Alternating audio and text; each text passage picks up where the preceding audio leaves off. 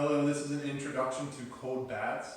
The research states that anything below 65 degrees really challenges your cold shock proteins, and it is enough stress or stimulus or challenge to create thermogenesis or increase your caloric expenditure. So ideally, if you want to start in the bathtub, fill it up. You can do, a progression of starting at medium temperature, and then over weeks you can drop it down to as cold as you can tolerate it.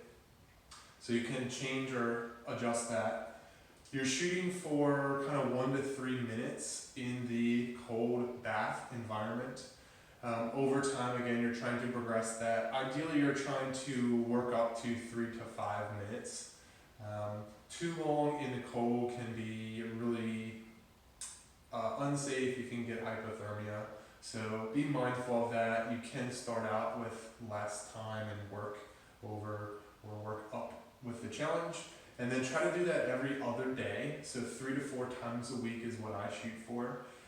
If you like the results and you really enjoy the cold bath therapy, you can do it every day. What this does is it stimulates cold shock proteins. Okay, this is what gets the hormones and the kind of metabolism going.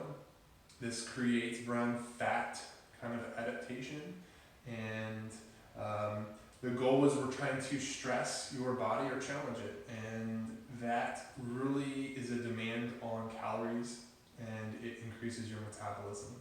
So try it out. Let me know if you have any questions.